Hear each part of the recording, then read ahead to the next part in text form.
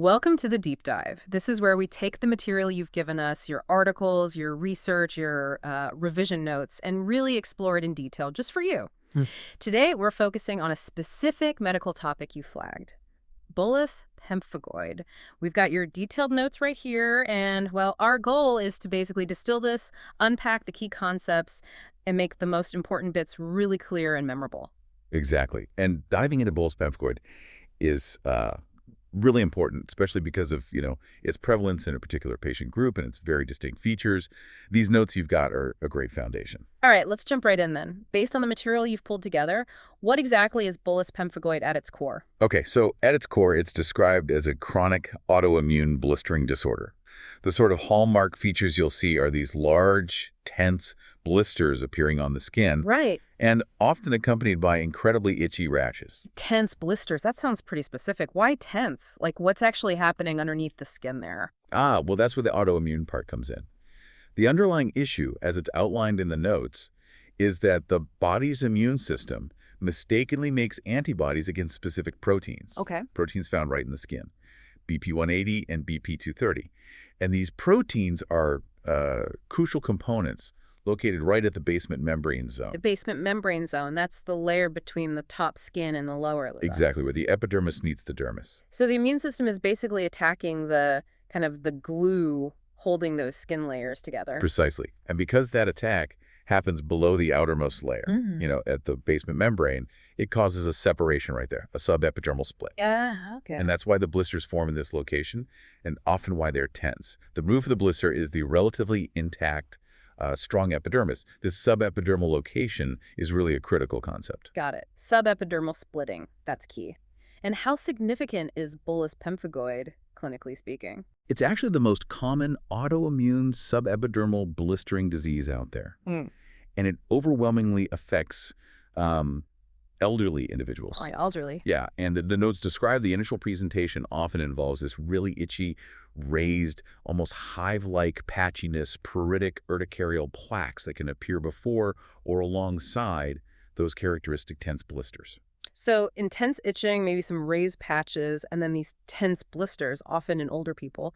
That's the kind of core picture we need to build. That's the one. And just to double check, the fundamental cause, the etiology, is that specific autoimmune attack on BP180 and BP230 in the basement membrane. That's right. That specific targeting is the root cause of the problem described in the material you sent over. Now, you mentioned it affects the elderly quite a bit. Is age the only risk factor, or did the notes identify others? Age is definitely the primary one. It's strongly associated with advanced age. But the notes do list others that seem to increase susceptibility. Like what? These include certain medications.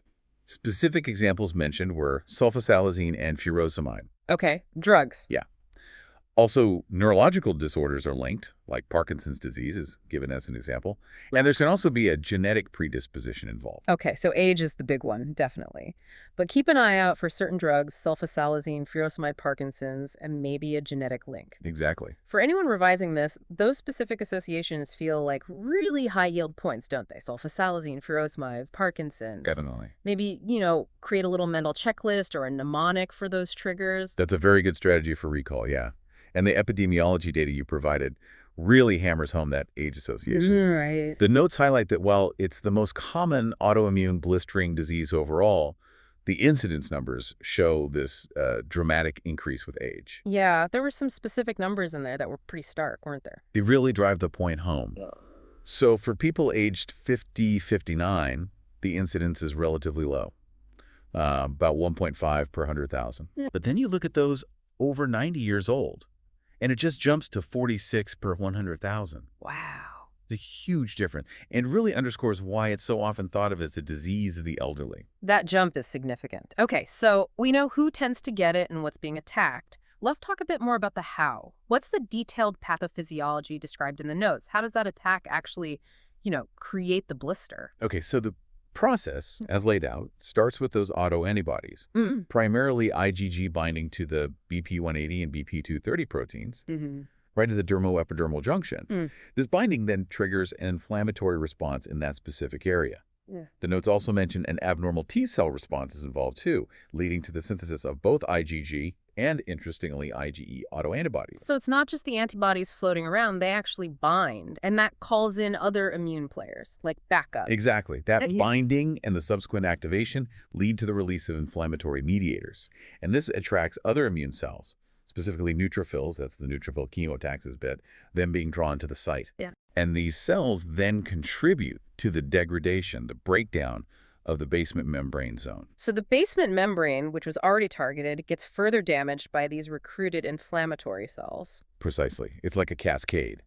Antibodies bind, inflammation kicks off, more cells arrive, the structural support gets degraded, and that causes the separation between the epidermis and dermis. That's your subepidermal blister. Right. And it's presented as a multifactorial process. So it's not just one single thing. It's an interaction of, like, predisposing factors, certain genes, HLA genes mentioned, existing health conditions or comorbidities, and aging itself combined with potential triggers. Triggers like Things like drugs, physical trauma to the skin, burns, or even infections. that paints a much clearer picture of the whole mechanism. Okay, let's move from the microscopic level to what you actually see. When a patient walks in, what are the key clinical features we should be looking for, especially in that sort of typical elderly patient presentation described in the notes? Well, the notes really emphasize intense itching pruritus. Often, it can seem quite disproportionate to the visible rash, especially early on. Okay, severe itching. Yes, and you'll see redness of the skin, erythema, but the defining feature, as we've discussed, are those tense blisters. Tense blisters, and are they always blistered right away? Not always initially, no. Sometimes those itchy red patches come first. But the characteristic lesion is the tense blister. They might be intact, or they could have ruptured, which leads to skin erosions and some crusting. And where do they tend to show up? Commonly around flexural areas, think armpits, groin, elbows, behind the knees, but it can spread and become generalized. Okay. And a really important point that was highlighted in the notes, they usually heal without scarring. Yes, that's a really crucial distinction compared to some other blistering conditions where scarring is, unfortunately, quite common. Why is that? Well, because the split is subepidermal, the stem cells in the basal layer of the epidermis, the layer that regenerates the skin, are usually spared. So the skin can regenerate pretty well after the blister itself resolves. Okay, that makes sense structurally. Good. And what about mucosal involvement, like inside the mouth or eyes? Right. In the common forms of Bullous Pemphigoid, mucosal involvement is usually absent.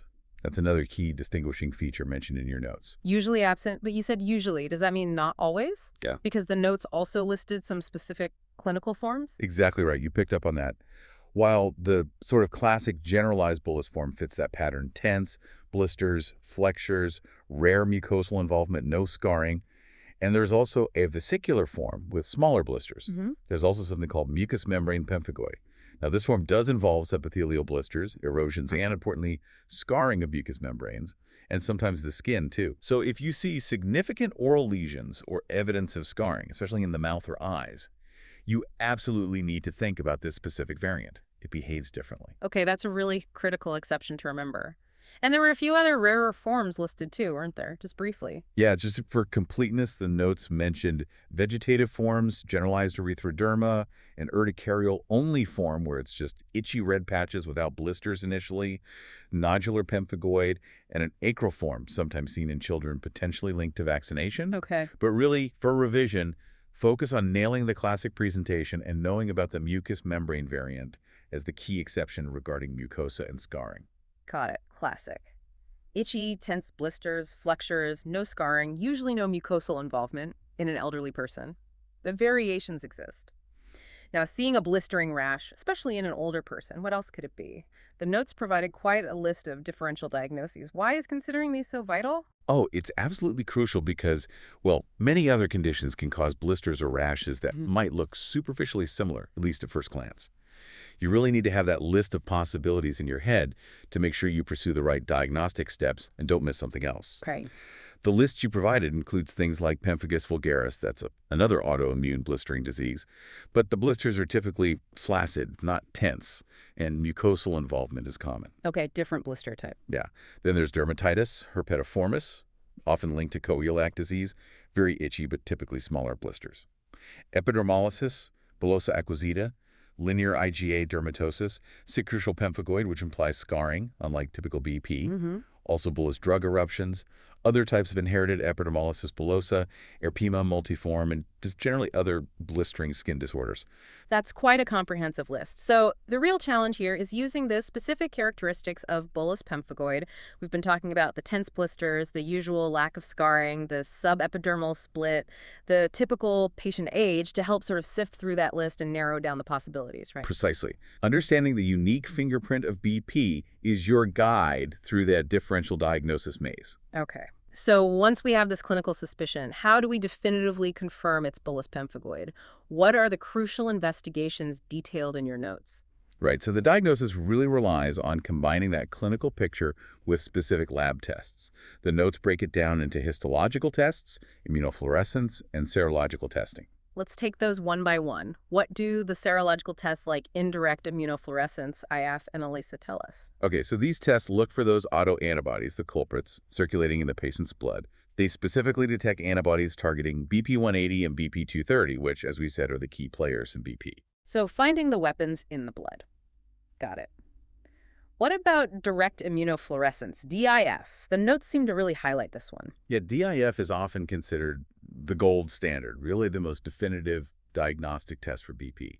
It's done on a small skin biopsy taken from the patient. But instead of looking for antibodies in the blood, DIF looks to see if antibodies and complement proteins are actually deposited in the skin itself. Ah, okay. And the critical finding here, seen in nearly all patients, is the deposition of IgG that's in about 90%, and C3, a complement protein, which is seen in nearly 100% of patients, at the dermoepidermal junction. That exact location again, the basement membrane zone. Why is finding IgG and C3 right there so definitive? Because that's precisely where the target proteins, BP180 and BP230, live. Finding the immune attackers, the IgG, and the markers of the subsequent inflammatory cascade like C3, literally sitting right at that junction, confirms that the immune system is indeed targeting this specific layer. It's a clear visual confirmation of the autoimmune attack at that critical structural point. Okay, dermoepidermal junction deposition of IgG and C3 on DIF, that's a super high-yield fact to lock down for exams. Absolutely. How about the standard histological skin biopsy? What does that show us under the microscope? So the histology confirms the structural result of that attack. It shows the characteristic subepidermal blister. You can actually see the split between the epidermis and the dermis. Right. And the notes specify the type of inflammatory cells you typically find within the blister fluid and the surrounding tissue. There's usually a predominance of eosinophils. Eosinophils. What's the significance of finding those specific cells there? Well, eosinophils are a type of white blood cell, often associated with things like allergic reactions or parasitic infections. But seeing them in large numbers, that eosinophilic predominance is a really characteristic finding in BP histology. They release substances that contribute to the tissue damage and inflammation. Okay, so subepidermal blister plus lots of eosinophils on histology. Got it. And were there any practical tips in the notes about getting these biopsy samples correctly? Yes, actually some really useful pointers for getting the best sample. For DIF, the ideal biopsy is from apparently normal-looking skin located right next to an active lesion, not from the center of an old blister. Perilesional skin, okay. Exactly. And using fresh specimens is crucial. The notes mention that transport media can sometimes interfere with the results and might even lead to a false negative DIF, so fresh is best as possible. That's a really practical point. Could easily trip someone up clinically.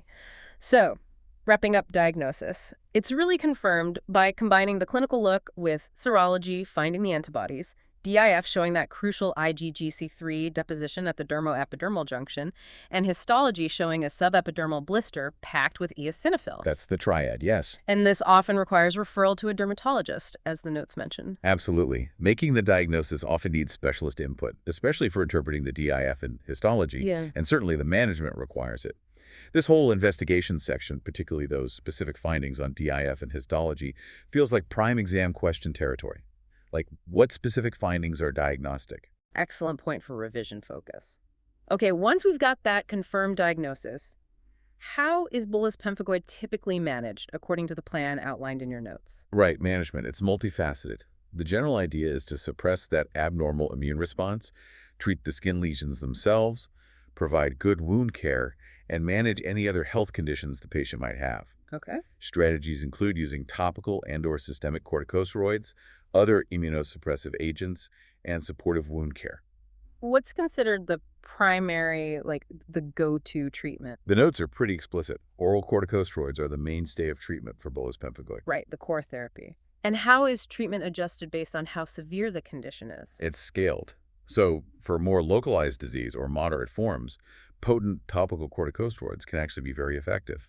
And they have the advantage of avoiding, or at least reducing, the side effects of systemic treatment. Makes sense. For localized non-severe forms, the notes also mentioned non-immunosuppressant drugs like doxycycline, often combined with nicotinamide, can be effective options. Okay. But for more severe or widespread disease, the systemic corticosteroid therapy, something like prednisone, with a typical starting dose around 0.5 milligrams per kilogram per day, is usually necessary to get control. So start topically or with maybe doxycycline for milder cases, but go systemic with oral steroids for severe. What if steroids alone aren't cutting it? Or you need to reduce the steroid dose because of side effects, which is common in the elderly? Good question. That's where adjunctive therapies or steroid-sparing agents come in. These are additional drugs used alongside the steroids, or sometimes as alternatives later on, to help control the disease and, crucially, allow for lower steroid doses. What kind of drugs are we talking about? The notes list several common examples. Azathioprine? Mycophenolate mofetil, that combination of tetracyclines plus nicotinamide again, methotrexate, and dapsone. Okay, a fair few options there. Yeah. And for cases that are particularly difficult and don't respond well to these standard treatments, what we call refractory cases, rituximab is mentioned as something that may be beneficial. Got it. And what about just looking after the skin itself, the blisters and broken areas? Supportive care is absolutely crucial. The broken skin is obviously prone to secondary bacterial infections, so treating those promptly, often with local antiseptics, is important. Wound dressings are used for larger raw areas. And interestingly, the notes specifically recommend sterile puncture of large, tense blisters. Carefully draining them can help relieve the pressure, prevent them from rupturing methylate, and might actually promote faster healing underneath. Puncturing them. Okay, that makes sense to relieve that tension. And again, the notes stressed referral to a dermatologist for overseeing this management. Yes, absolutely.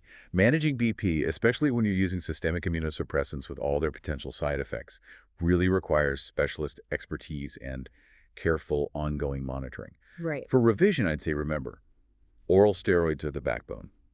Understand how treatment intensity scales with severity topical doxycycline for milder, systemic for severe, and be familiar with that list of common adjunctive or steroid-sparing agents. Great summary of the treatment plan. Okay, finally, looking at the long term, what's the expected course of bullous pemphigoid, according to the notes? And what are the potential problems or complications we need to be aware of? Right, prognosis. Well, it's typically a chronic disease. It's characterized by periods where the disease flares up, interspersed with periods of remission where things quieten down. But relapses definitely can and often do occur. So it waxes and wanes. Exactly. And while it's generally manageable with treatment, it absolutely requires long-term monitoring. A really significant point highlighted in your notes is that elderly patients, who are the main group affected, are particularly vulnerable to the adverse effects of the immunosuppressive therapies we use. So the treatment itself becomes a major source of potential problems in the specific population. Precisely. It's a double-edged sword sometimes. What are the main complications listed in the notes? Okay, so complications include secondary infections, often a direct result of the broken skin barriers combined with the effects of immunosuppression.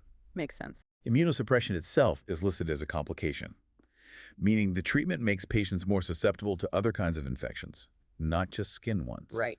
Then there are the side effects from long-term corticosteroid use, which are a major concern. The notes give specific examples: hypertension, diabetes, osteoporosis, and heart disease. All significant issues, especially in older people. Definitely. And finally, just the overall impact on quality of life. The chronic nature of the disease, the persistent, intense itching, the potential pain from erosions, and the burden of treatment and its side effects can all significantly impair a patient's quality of life. Those are really serious potential issues, aren't they? Layered on top of managing the skin disease itself. Absolutely. Managing bullous pemphigoid effectively isn't just about clearing the blisters. It's very much about balancing that disease control with actively minimizing treatment-related risks, particularly in this often frail, elderly population who may already have multiple other health problems. Well, that was a really thorough exploration of bullous pemphigoid, all drawn directly from the revision notes you provided. We've covered the definition, who gets it and why, the underlying mechanism, how it presents, the crucial diagnostic tests, the management principles, and that important long-term outlook and potential complications. Yeah, and integrating all those pieces, the patient profile, the pathophysiology, the clinical signs, the diagnostic markers, and critically, the treatment risks is really essential for a complete understanding, just as your notes laid out so well. So building on all that, here's a final thought for you, the listener, to ponder, especially thinking about prognosis and those significant complications linked to long-term treatment. Given the risks associated with long-term immunosuppression, particularly in that elderly population, what might be the most critical, specific things a physician needs to monitor regularly when managing a patient with bullous pemphigoid? Think about those side effects we mentioned. That's a good question. It really forces you to connect the treatment, the patient vulnerability, and the potential negative outcomes. A great way to consolidate your understanding. Exactly. Well, thank you for providing the notes for this deep dive. And remember, for more resources to help you on your learning journey, you can always check out pastthemsra.com and freemsra.com. Great resources. Keep learning, keep exploring, and we'll catch you on the next deep dive.